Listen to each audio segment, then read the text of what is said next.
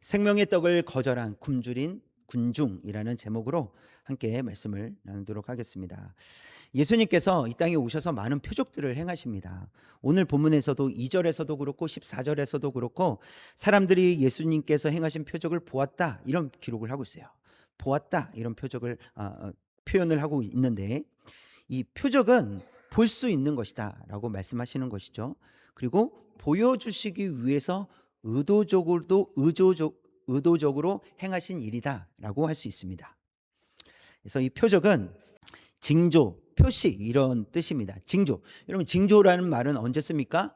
야, 앞으로 이런 일이 일어날 것 같은데 이런 일이 일어났다는 것은 이런 징조가 있을 거야라는 것이잖아요. 그러면 아직은 일어나지 않았지만 지금 일어나고 있는 일로 인해서 앞으로 일어날 거라고 생각하는 것이 징조예요. 그렇죠? 먹구름이 끼면 비가 많이 오겠다. 뭐 이런 거죠. 그렇죠?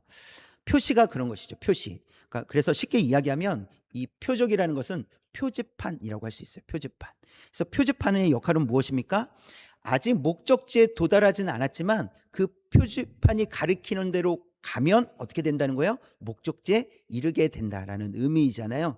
그래서 표적은 아직은 선명하게 분명하게 무언가를 보여주시는 것은 아니에요. 그러나 표지판처럼 이 표적을 통해서 예수님께서는 의도적으로 가리키시는 방향이 있다라고 하시는 거예요.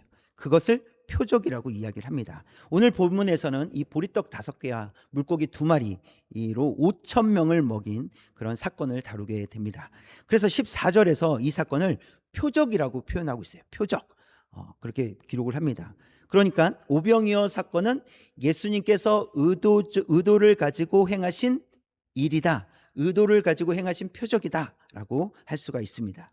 그곳에 있었던 사람들은 반응을 합니다. 예수님께서 표적을 보여주셨을 때 사람들이 반응을 하는데요. 그러나 예수님께서 원하시는 방향으로 사람들은 움직이지 않습니다. 2가지를 생각할 수 있는데요. 첫 번째는 그들은 율법을 떠올립니다. 율법. 14절 말씀이에요. 시작. 그 사람들이 예수께서 행하신 이 표적을 보고 말하되 이는 참으로 세상에 오실 그 선지자라 하더라.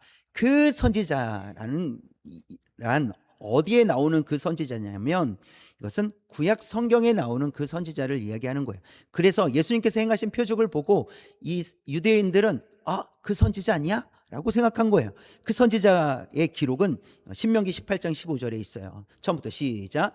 내 하나님 여호와께서 너희 가운데 내 형제 중에서 너를 위하여 나와 같은 선지자 하나를 일으키시리니 너희는 그의 말을 들을지니라. 예수님께서 표적을 행하셨을 때 이 신명기의 말씀을 이 사람들은 떠올렸다라는 거예요. 와, 그 선지자 아니야?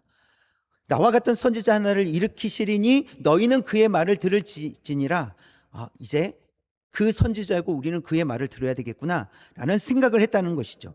여기까지는 괜찮아 보입니다. 그런데 그 다음 그들이 한 행동이 있는데 예수님을 억지로 왕을 삼으려고 했다라는 거예요. 15절 말씀이에요. 시작. 그러므로 예수께서 그들이 와서 자기를 억지로 붙들어 임금으로 삼으려는 줄 아시고 다시 혼자 산으로 떠나가시니라.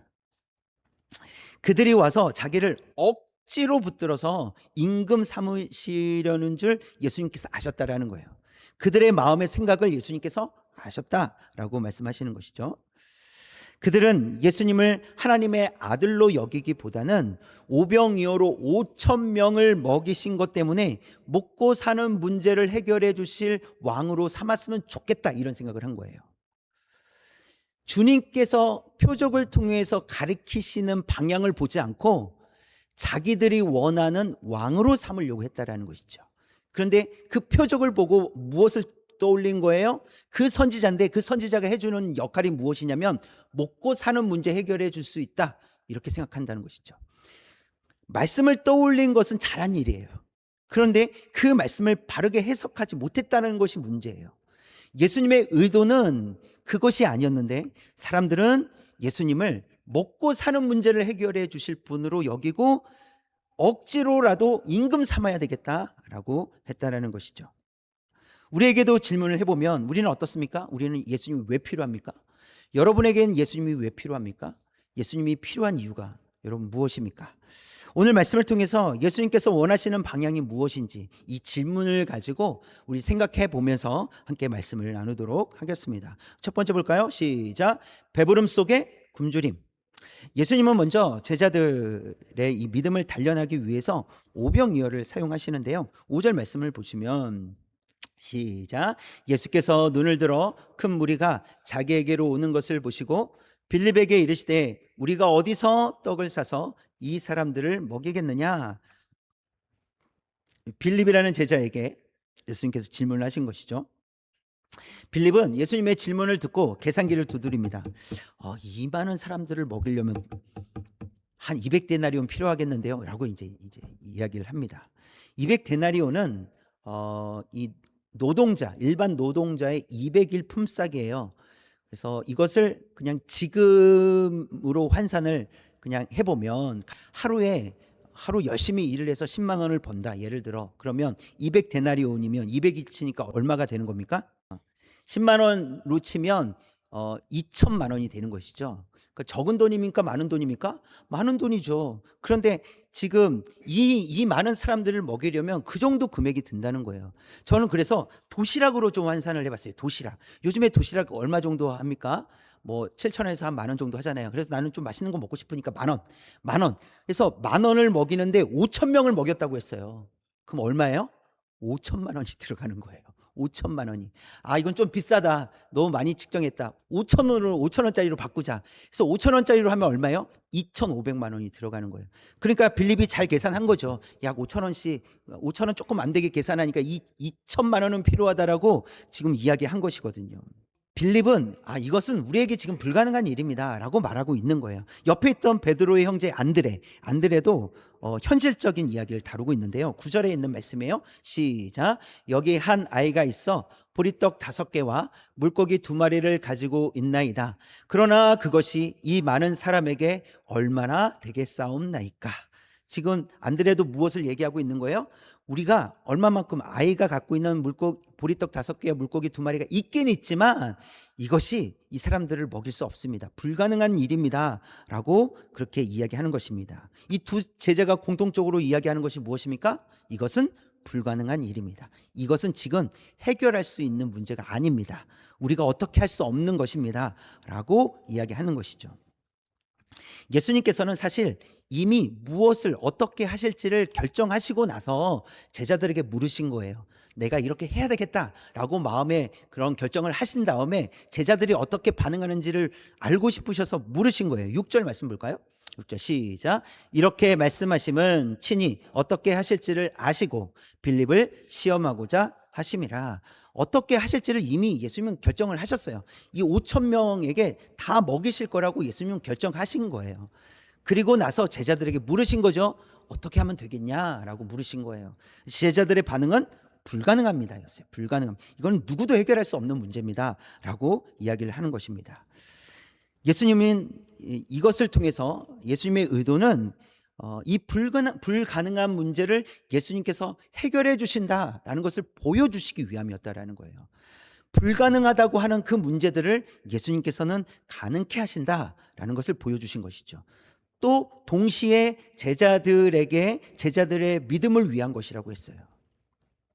그러니까 예수님이 불가능한 일을 행하시는 분이시라는 것을 제자들이 믿도록 하기 위해서, 그 믿음을 가지고 살아갈 수 있도록 하기 위해서 제자들의 믿음을 위해서 예수님께서 이 표적을 또 보여주셨다라고 이야기를 하십니다.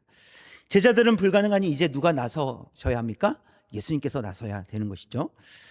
그래서 예수님은 떡과 물고기를 가져다가 축사하신 후에 나눠주시도록 하셨습니다. 11절 말씀 볼까요? 시작.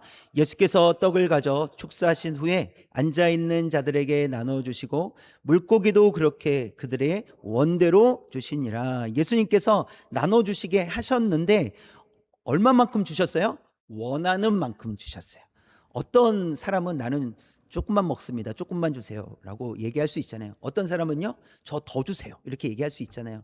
그래서 배가 부를 만큼 원하는 대로 나눠 주었다라고 말씀을 하고 있습니다. 자, 그다음 배가 부른 후에 이제 사람들이 어떤 반응을 하느냐예요. 우리가 앞에서도 조금 살펴보았는데 사람들이 배가 불렀어요. 그다음에 그 사람들이 한 행동이 무엇이었느냐, 또 생각한 것이 무엇이었느냐. 15절 말씀 다시 한번 보시면 붉은 것이만 시작.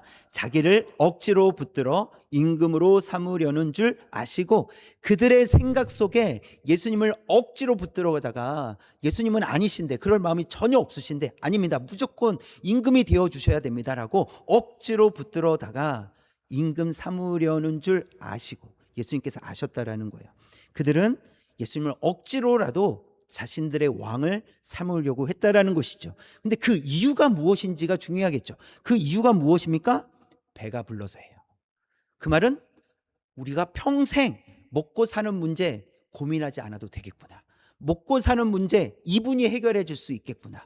나의 먹고 사는 문제를 위해서 이분이 반드시 왕이 돼야 돼, 임금이 되어야 돼 라고 예수님을 끌어다가 데려다가 무조건 왕을 삼으려고 했다라는 것이죠.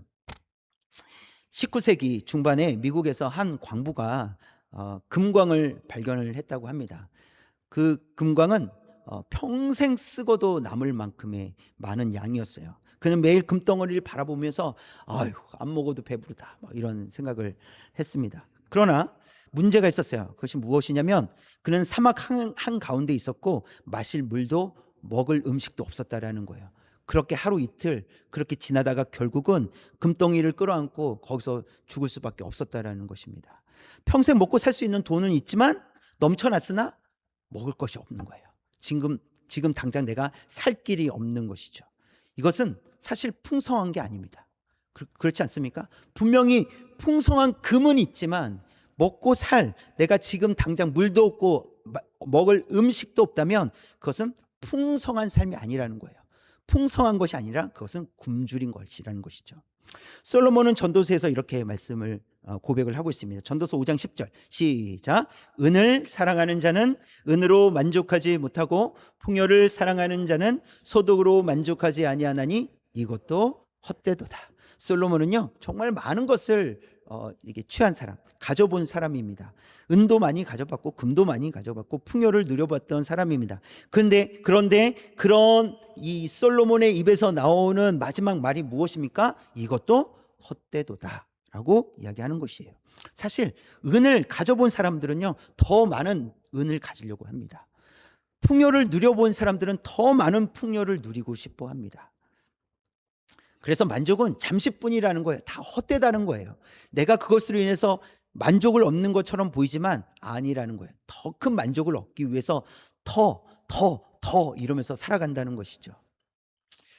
오병이어를 경험한 사람들은 육신의 굶주림 문제를 해결받게 되었지만 영적인 굶주림은 해결되지 않았다라는 거예요. 이게 중요한 포인트입니다. 그럼에도 여전히 그들이 필요로 하는 것은 무엇이었습니까? 먹고 사는 문제였다라는 거예요.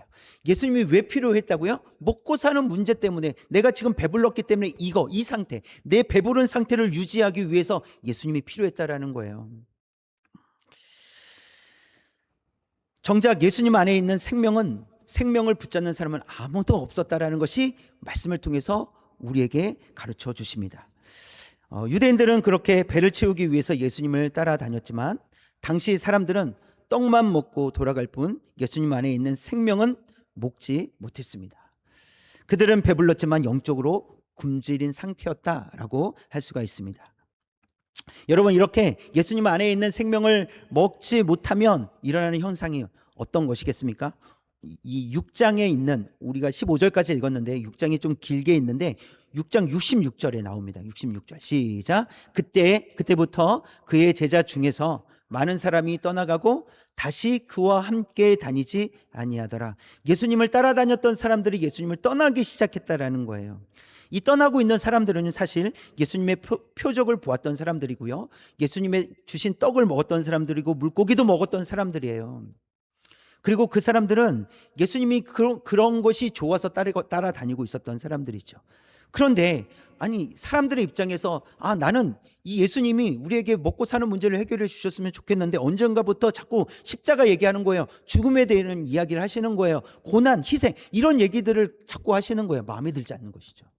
아니 먹고 사는 문제 해결해 달라니까요. 그런데 자꾸 십자가 지래요. 자꾸 고난 받으래요. 희생하라고 하는 거예요. 예수님의 그 말씀의 주제가 자꾸 이런 쪽으로 흘러가니까 아닌가 보다.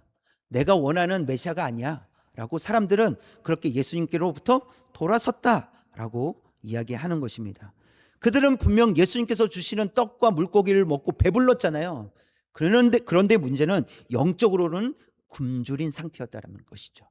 분명히 먹고는 있지만 영적으로는 굶주린 상태였다라는 것을 볼 수 있습니다. 결국 그들이 떠나는 이유는 무엇입니까? 예수님이 자기들을 만족시켜주지 못할 거라는 판단을 하는 거예요. 예수님이 나를 만족시켜 주시지 못하겠구나. 내가 원하는 것은 이것인데 당장 이 문제 해결해 줬으면 좋겠고, 내가 지금 물질적으로 힘든데 이 물질적인 문제를 해결해 주셨으면 좋겠는데, 내가 지금 몇 년 동안 지금 기도하고 있는데 하나님 왜 안 들어주세요? 라고 먹고 사는 문제 해결해 주지 않아서 이분은 없구나, 아니구나 라고 돌아선다는 것이죠. 그것이 지금 이스라엘 백성들이, 이 유대인들이 보여주고 있는 모습이라는 것입니다. 여러분, 유튜브에는요 수많은 설교자들의 설교가 있고요, 실력 있는 찬양팀들의 찬양이 있습니다. 그런데 문제는 뭐냐면 예수님을 좋아하기보다 설교 잘하는 설교자를 좋아하고 찬양 잘하는 찬양팀을 더 좋아하게 된다는 거예요. 그것을 통해서, 그 시간을 통해서 그 설교자의 설교를 들으면서 예수님을 만나야 되는데 예수님을 만나지 못하고 그 설교자가 좋은 거예요. 그 찬양팀의 찬양이 좋은 거예요. 여러분, 감동이 없으면 어떻게 합니까? 요즘은요 감동이 없으면 다른 설교자 들어야지, 다른 설교 들어야지, 그냥 채널을 돌립니다. 얼마나 쉬운 세상인지 몰라요. 내가 선택하는 거예요. 나에게 감동을 주는 설교를 내가 찾아서 듣는 거예요. 나를 만족시켜주는 설교자의 설교를 듣는 거예요. 나를 만족시켜주는 찬양팀의 찬양을 듣는 거예요. 그러나 우리가 기억해야 될 것이 있습니다. 여러분, 예배의 화려함이나 찬양의 어떤 화려함, 유명한 설교자를 통해서 영적으로 배부르게 될 수 있는 것이 아니라는 거예요. 우리가 영적으로 배부르다는 것은 유명한 설교자의 설교를 들으면 배불러지는 것이 아니에요. 화려한 예배, 거기에 참석하면 배불러지는 것이 아니에요. 오늘 말씀 속에서 예수님을 만난 사람들이 있죠. 그리고 예수님께서 축사하시고 나눠주었을 때 그것으로 배불렀던 사람들이 있죠. 그런데 그 사람들이 오늘 앞으로 나온 이 66절의 말씀처럼 예수님을 떠나가게 된다는 거예요. 분명히 배불렀는데도 불구하고. 여러분, 아무리 나에게 감동을 주는 설교를 들었어도 얼마 있다가 요즘은 아니네, 요즘은 이 목사님 별로네 하고 채널을 돌린단 말이죠. 마치 유명한 설교자가 나를 배부르게 해주는 것처럼 생각한다는 거예요. 여러분, 오직 우리를 배부르게 하시는 분은 예수님밖에 없습니다. 그러니까 예수님 안에 있는 생명이 우리를 배부르게 하시는 거예요. 그렇다면 우리가 유명한 목사님의 설교를 들었어요. 그러면 누구를 만나야 돼요? 예수님을 만나야 돼요. 정말 찬양을 멋지게 하는 찬양팀의 찬양을 들었어요. 그러면 누구께 가까이 가야 돼요? 예수님께 가까이 가는 거예요. 이건 나의 고백이야 라고 생각해야 되는데, 그냥 음악의 어떤 멋짐을, 멋진데? 좋은데? 가사 멜로디 너무 좋은데? 여기에 그친다는 거예요. 그래서 우리가 착각하지 말아야 됩니다. 여러분, 너무나도 쉽게 채널을 돌리면서 내가 원하는, 나를 만족시켜주는, 나를 감동시키는 찬양을 찾고 설교자를 찾는 것, 이것은 하나님께서 원하시는, 예수님께서 가리키는 방향이 아니라는 거예요. 표지판을 통해서 예수님은 저기 십자가를 봐야 돼 라고 말씀하시는데, 사람들은 뭘 봐요? 예수님께서 먹고 사는 문제 해결해 주실 거야, 이걸 보고 있다는 것이죠. 지금도 마찬가지라는 것입니다. 우리가 봐야 될 것은 예수님 안에 생명인 줄 믿습니다. 우리는 예수님 안에 생명을 통해서 우리는 풍성해져야 돼요. 그래서 우리는 설교를 드려야 되고, 우리는 예배를 드려야 되고, 우리는 찬양을 드려야 되는 거예요.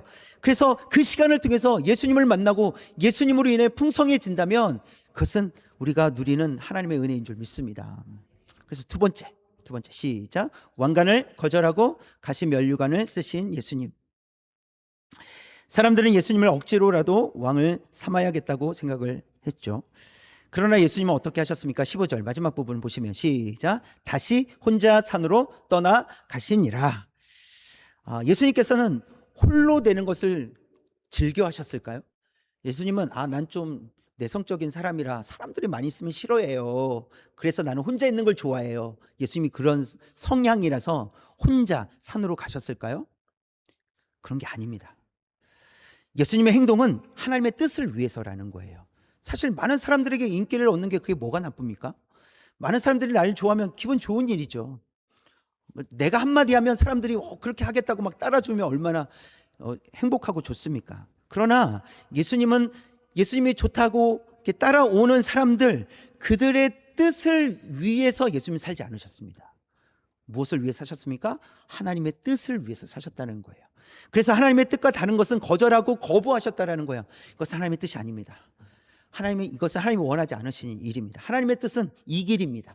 이 길로 가야 됩니다. 그런데 사람들은 자꾸 저 길로 가자는 거예요. 예수님을 모시고 우리 다른 길로 갑시다. 예수님 우리가 잘 모실게요 라고 사람들은 이야기한다는 것이죠. 그때 예수님은 혼자 산으로 떠나가시니라. 그들을 피해서 그들을 거절하시고 예수님은 홀로 가셨다, 이렇게 말씀을 하고 있습니다. 그뿐만이 아니에요. 예수님께서 사람들이 씌워주겠다고 한 왕관을 거절하고 산으로 가신 것은 결국은 십자가, 가시 면류관을 쓰시기 위해서 홀로 가셨다라는 거예요. 예수님은 먹을 것을 주어서 육을 살리기 위해서 오신 분이 아니십니다. 십자가에서 피 흘리심을 통해서 영을 살리기 위해서 오신 분이 바로 예수님이신 줄 믿습니다. 예수님께서 십자가 지시던 전날 밤에 제자들과 함께 만찬을 하셨죠. 최후의 만찬. 그때 오병이어 사건 때 하셨던 그 표현을 그대로 사용하시는데요. 하늘 그 떡을 가져 축사하시고 제자들에게 나눠 주셨어요. 그리고 하신 말씀이 무엇이냐면 이것은 너희를 위하는 내 몸이라, 이렇게 말씀하세요. 너희를 위하여 흘리는 내 피라 라고 말씀하셨어요. 보세요. 예수님께서 가리키는 방향은 무엇이었습니까? 오병이어를 통해서, 오병이어라는 그런 표적, 그 표지판을 통해서 사실 십자가를 가리키고 계셨다라는 거예요. 사람들에게 그것을 통해서 너희들이 가야 될 마지막 목적지는 십자가야. 십자가를 통해서 구원을 얻는 거야 라고 말씀하고 싶으셨던 것이죠. 그래서 예수님은 동일한 방식으로 제자들에게 말씀하고 계시는 거예요. 이것은 너희를 위하는 내 몸이라, 이것은 너희를 위하여 흘리는 내 피라 라고 말씀하시는 거예요. 어디를 가리키고 있는 거예요? 십자가를 가리키고 있는 거예요. 그래서 우리가 갈 길은 십자가라는 거예요. 예수님께서 우리로 하여금 가길 원하시는 곳은 십자가다라고 말씀을 하십니다. 예수님은 단순히 떡을 떼신 것이 아니라 장차 십자가에서 찢기실 자신의 몸을 가리켜 말씀하고 계셨다는 것입니다. 또 예수님께서 오늘 본문을 통해서 이런 말씀을 하세요. 12절에 있는 말씀인데 시작. 그들이 배부른 후에 예수께서 제자들에게 이르시되 남은 조각을 거두고 버리는 것이 없게 하라 하심으로, 버리는 것이 없게 하라, 버리지 말라, 이 단어인데요. 버리다라는 단어. 이 버리다라는 단어가 또 어디에서 쓰였냐면 요한복음 3장 16절에서 쓰였는데 거기서 멸망하지 않고에서 쓰인 멸망하다라는 단어예요. 버리다, 멸망하다. 즉 버리는 것이 없게 하라, 버리지 말게 하라. 이 말은 요한복음에 있는 번역된 단어로 바꾸면 멸망하지 않게 하라 이거예요. 멸망하지 않게 하라. 그 말은 예수님께서 주시는 생명은 멸망하지 않는다라고 말씀하시는 거예요. 예수님께서 지금 떡을 떼서 주시고, 그렇죠? 고기를 떼서 주신 것이잖아요. 그러나 예수님께서 가리키시는 방향은 무엇이라고요? 십자가라고요. 그 십자가를 통해서 예수님께서 몸을 버리시고 피를 흘리셨단 말이에요. 그것을 통해서 예수님께서 진짜 주시려고 했던 것은 생명이다라는 거예요. 먹고 사는 문제가 아니라 생명을 주시려고 하셨다라고 말씀해 주십니다. 그것을 요한복음 6장 39절에서 또 한 번 말씀하십니다. 처음부터 시작. 나를 보내신 이의 뜻은 내게 주신 자 중에 내가 하나도 잃어버리지 아니하고 마지막 날에 다시 살리는 이것이니라. 내가 하나도 잃어버리지 아니하고, 잃어버리지 않겠다는 거예요. 잃어버리지 않기 위해서 예수님께서 가신 길이 뭐예요? 십자가의 길이에요. 예수님께서 가리키고 있는 그 표지판이 어디예요? 십자가라는 거예요. 왜요? 잃어버리지 않도록 하기 위해서, 우리를 살리시기 위해서, 우리에게 생명 주시기 위해서 예수님께서 가리키시는 방향이다라고 말씀하십니다. 세상의 왕관을 버리고 가시 면류관을 쓰신 것은 하나님께서 택한 자녀들을 예수님이 한 명도 잃어버리지 않고 살리시기 위함이었다라는 것을 우리에게 보여주십니다. 자, 그렇다면 이제 우리는 어떻게 살아야 될까? 세 번째입니다. 시작. 오직 예수로 배부른 삶이 되어야 합니다. 오늘 본문에 예수님의 손에 들려진 보리떡 5개와 물고기 2마리가 있었습니다. 사람들을 먹이기에는 턱없이 부족했어요. 불가능한 일이었어요. 그 누구도 이걸 가지고 해결할 수 있는 사람이 없었습니다. 그러나 예수님 손에 들려진 이 보리떡 5개와 물고기 2마리는 5천 명을 먹입니다. 그리고 12바구니에 남기기까지 합니다. 여러분, 이것이 작은 것이라도 헌신했기 때문에 대단한 것입니까? 그런 의미일까요? 작은 것을 헌신하면 하나님께서 크게 사용하신다, 이런 의미일까요? 아닙니다. 그런 의미가 아니에요. 예수님 손에 들려져 있을 때 예수님께서 역사하시면 작은 것까지라도 예수님 손에 들려져 있으면 쓰임받게 된다는 거예요. 이게 중요합니다. 누구 손에 들려져 있느냐는 거예요. 누구 손에 들려져서 쓰임받고 있느냐. 여러분, 아무리 좋은 도구라고 해도 전문가가 아닌 사람에게 들려져 있으면 위험한 도구가 될 수 있어요. 그러나 전문가의 손에 들려져 있으면, 야, 어떻게 저렇게 하지? 우와, 대단하다. 뭐 이렇게 우리가 그렇게 생각할 때가 있잖아요. 예수님 손에 들려져 있을 때 보리떡 5개와 물고기 2마리는 5천 명을 먹이는 역사가 일어날 줄 믿습니다. 그래서 저와 여러분도 예수님 손에 들려져 있어야 된다는 거예요. 그냥 단순히 내 것을 아주 작지만, 하나님 작지만 드리겠습니다, 이것은 우리에게 필요한 태도입니다. 하나님 앞에 우리가 반드시 필요한 태도인데, 그런 의미를 강조하기보다는 우리가 예수님 손에 들려져 있을 때 예수님께서 우리를 사용하신다는 거예요. 우리에게 불가능했던 일들을 예수님 손에서 이루어 가신다라고 말씀을 하십니다. 우리는 다시 처음 질문으로 돌아가야 됩니다. 우리는 왜 예수님이 필요합니까? 여러분은 왜 예수님이 필요하십니까? 오늘 말씀을 통해서 우리의 대답이 좀 달라졌으면 좋겠습니다. 이제는 영적인 배부름을 위해서 예수님 앞에 나아갈 수 있길 원합니다. 영적인 배부름, 영적으로 배부르기 위해서 예수님 필요합니다. 예수님만이 영적 굶주림을 해결해 주시는 유일하신 떡이신 줄, 생명의 떡이신 줄 믿습니다. 예수님을 먹을 때 우리는 풍성해지고 우리는 살아나게 될 줄 믿습니다. 여러분, 영적인 배부름은요, 주께서 원하시는 일을 위해서 반드시 쓰임받게 되어 있어요. 영적으로 배부른 사람들은 반드시 쓰임받게 되어 있습니다. 베드로는 유대인이죠. 예수님의 제자 베드로는 유대인입니다. 유대인들의 기본적인 생각은 무엇이냐면, 이방인들은 구원을 얻지 못한다는 생각을 가지고 있었어요. 베드로도 마찬가지였습니다. 베드로도 이방인들은 구원을 얻을 수 없어 라고 하는 유대인적인 생각을 가지고 있었어요. 그런데 주님께서 그 베드로를 로마의 백부장 고넬료에게 보내십니다. 그곳에서 복음을 선포하게 하세요. 그랬더니 모든 사람에게 성령이 임하셨다라고 성경은 기록을 하고 있어요. 베드로는 분명히 자기의 두 눈으로 보게 됩니다. 성령께서 이방인들에게 임하시고 계시다라는 것을 두 눈으로 보게 돼요. 이것이 베드로가 한 것입니까? 아니죠. 베드로를 사용하신 것입니다. 주님 손에 붙들려 있을 때 베드로의 생각은, 아니야, 이방인들은 구원 받지 못해 라고 하는 그런 유대인적인 생각에 갇혀 있었지만, 주님께서 베드로를 사용하실 때 이방인들에게 복음을 전하고 구원하는 일에 쓰임받게 하셨다라는 것이죠.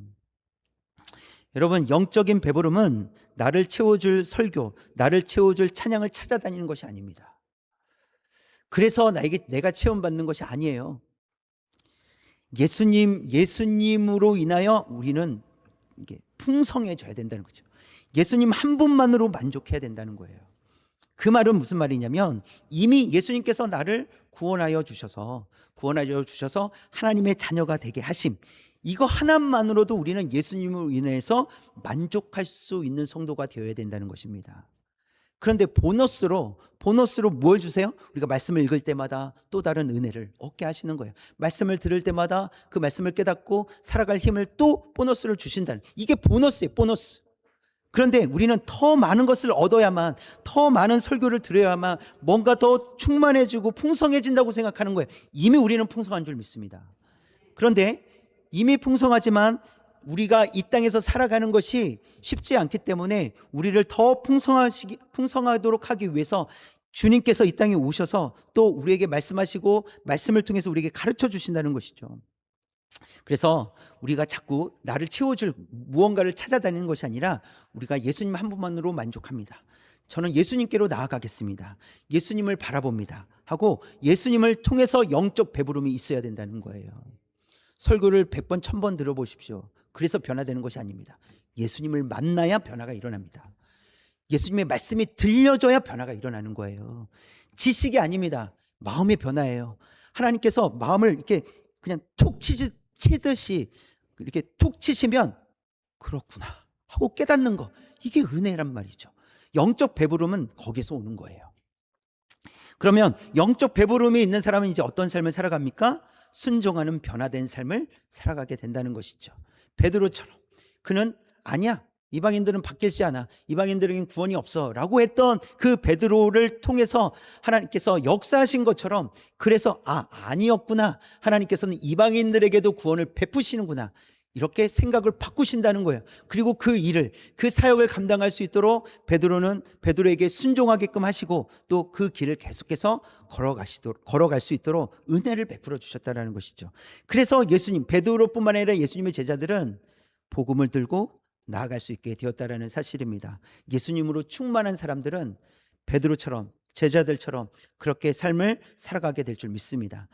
변화된 모습으로 순종하며 살아가게 될 줄 믿습니다. 저와 여러분도 예수님으로 충만해져서 예수님을 만나서 예수님 때문에 우리가 순종함으로 변화된 삶을 살아갈 수 있기를 주님의 이름으로 축원합니다.